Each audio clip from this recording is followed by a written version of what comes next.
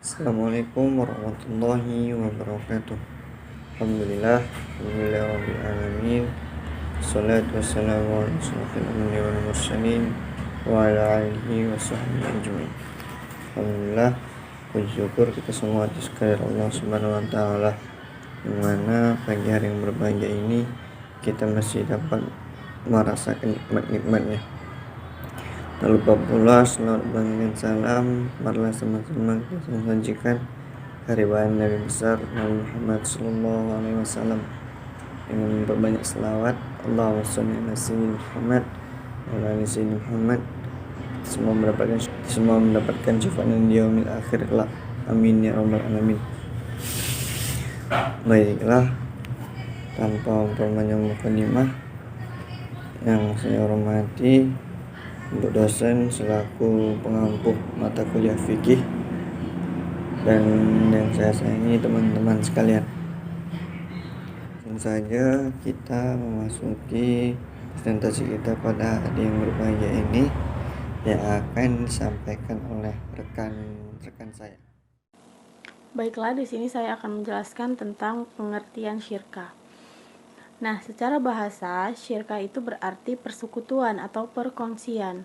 Sedangkan secara istilah fikih, syirkah itu adalah persekutuan atau perkongsian dua orang atau lebih untuk membangun suatu usaha bertujuan untuk memperoleh keuntungan bersama. Ada juga pengertian syirkah menurut terminologis, yaitu perkongsian atau persekutuan dua orang atau lebih dalam suatu permodalan, pekerjaan, kepercayaan dalam membangun usaha tertentu dengan pembagian keuntungan menurut nisbah.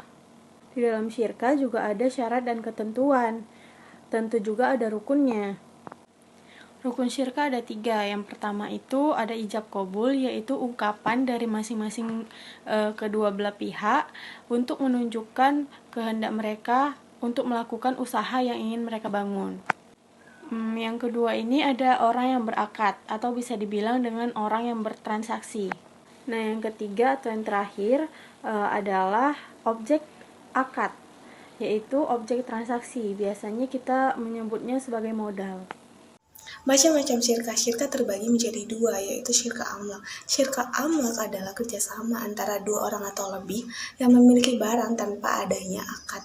Nah, syirkah amlak sendiri terbagi menjadi 2, yaitu syirkah ikhtiari atau sukarela. Syirkah ikhtiari yaitu kerjasama yang muncul karena adanya kontrak dari dua orang yang bersekutu. Misalnya seperti apabila seseorang memberi, berwasiat atau mengibahkan sesuatu kepada 2 orang dan mereka menerimanya, maka dari 2 orang yang menerima barang tersebut telah bersyirkah dalam hak milik.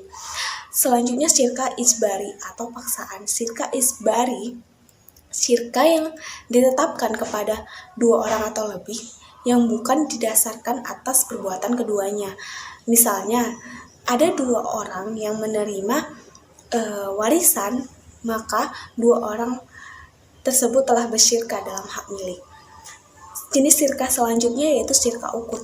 Syirkah ukut adalah suatu akad yang dilakukan oleh 2 pihak atau lebih untuk menjalankan suatu usaha baik barang maupun jasa dan pembagian keuntungannya. Secara umum syirkah ukut menurut ulama fikih terbagi menjadi 4, yaitu syirkah inan. Syirkah inan adalah syirkah yang dilakukan oleh 2 orang atau lebih yang mana masing-masing pihak memberikan kontribusi kerja maupun kontribusi modal yang sama. Yang kedua syirkah abdad. Syirkah abdad adalah syirkah antara 2 belah pihak atau lebih yang dimana masing-masing pihak hanya berkontribusi kerja saja tanpa kontribusi modal dan pembagian keuntungannya dibagi secara kesepakatan bersama.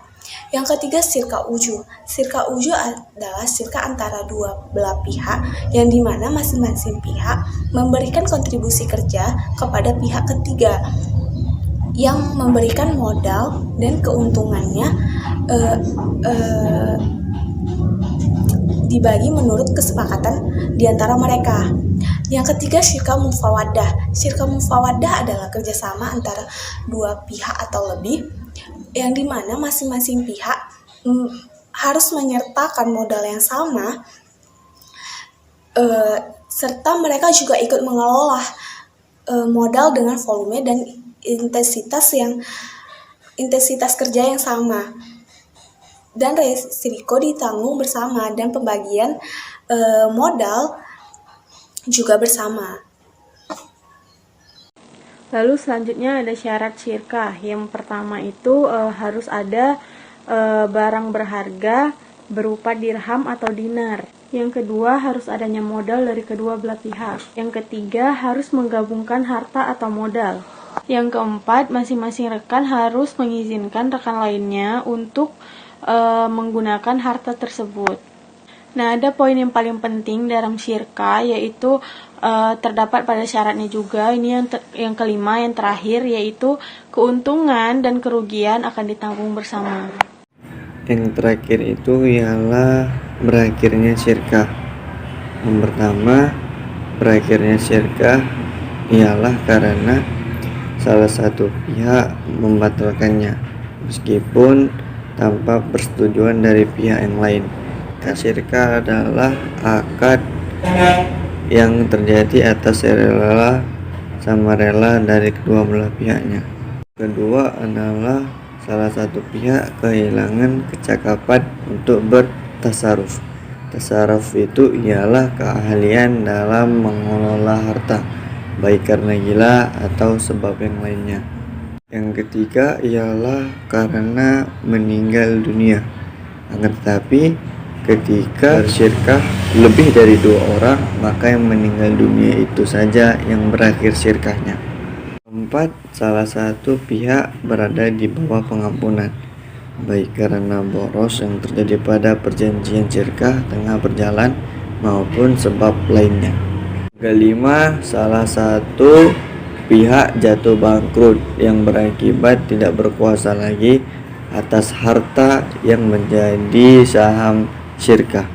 Pendapat ini dikemukakan oleh ulama Malikiyah, Syafi'iyah, dan Hanabiyah. Yang keenam, modal para anggota syirkah lenyap sebelum dibelanjakan atas nama syirkah. Baik, itulah tadi ialah sebab-sebab dari berakhirnya syirkah.